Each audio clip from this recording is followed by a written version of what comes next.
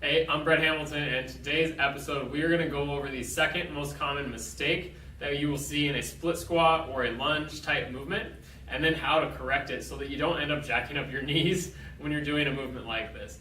So the regular split squat in the first video, if you caught that one, we went over getting your chest slightly over your knee and thinking of it as a downward descent where the weight between the front and the rear is pretty equal, okay? You can see the chest is slightly over the knee here. The knee is over the big toe, but it's not out in front of the big toe. The more vertical we get, the more typically that knee will drive forwards.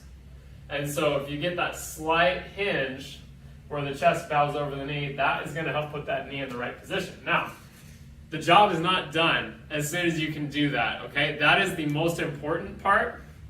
But if you caught the squat series that I filmed, you also probably remember that sometimes when you're squatting, sometimes the knees will want to collapse together.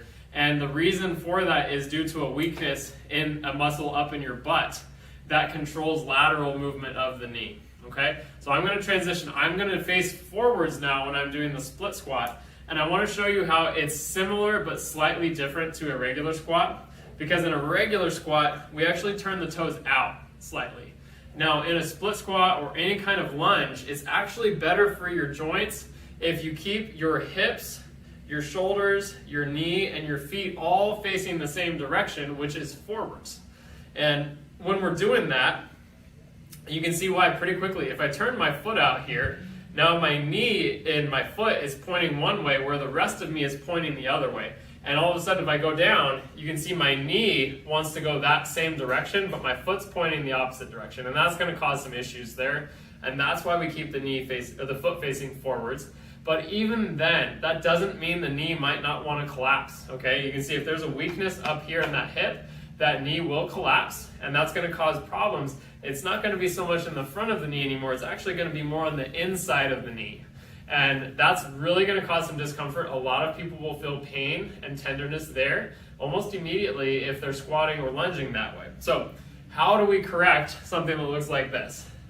This is an extremely common issue. And a lot of times it has to do with the hips. We call it squaring your hips.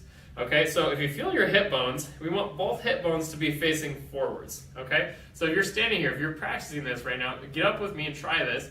Square your hip bones. So practice by rotating your pelvis facing forwards towards this front knee. Okay, and just doing that sometimes will be enough to correct that collapsing motion here. Okay, because if you think about it this way, if it collapses, sometimes it's not the knee that's moving, it's actually the pelvis. The pelvis is starting to rotate off kilter, and the collapsing is coming from my pelvis is actually facing this direction, and that gets the knee going that direction while the rest of me is facing forwards, okay? So it's really awkward to look at, but it's actually a very simple fix. Now, if it is due to a muscular weakness or a muscular imbalance, sometimes squaring up the hips is not going to fix the problem completely. And what we need to do is we actually need to have a little bit more intervention to make sure that that knee is getting pulled into position, okay? So what I want you to do is actively think about corkscrewing your foot into the floor, okay?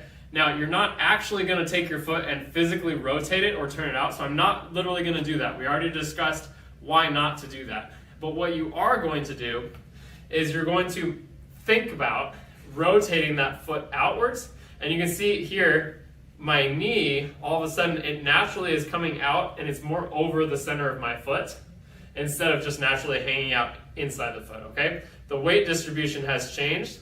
I feel a sense of tension coming up the side of my leg and in the side of my butt, okay? And that's good. I want to maintain that tension. We're going to keep that outward corkscrew, that outward spiral feeling, and check this out.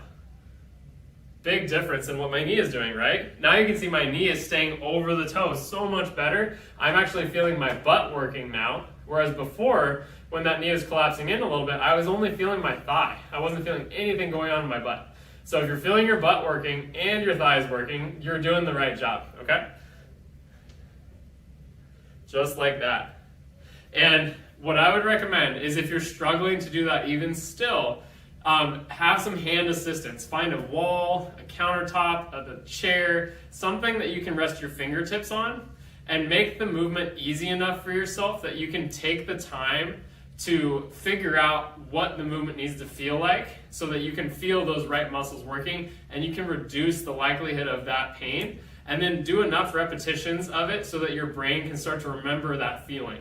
And then from there you can remove hand assistance, you can build into a fuller range of motion, stuff like that, so that eventually you're a master of the split squat, and you know that if you were to add weight to it, or if you were to start working on a different type of lunge, which there are tons of them, that if you're going to start working on a different type of them, that you've got the foundation for success so that you don't end up jacking up your knee, and you have in physical therapy, spending hundreds of dollars, or having a thousands of dollars surgery for a completely avoidable knee joint issue, okay? So anyways, if this video was valuable to you, if you found the information helpful, please share it with a friend. I would really appreciate that.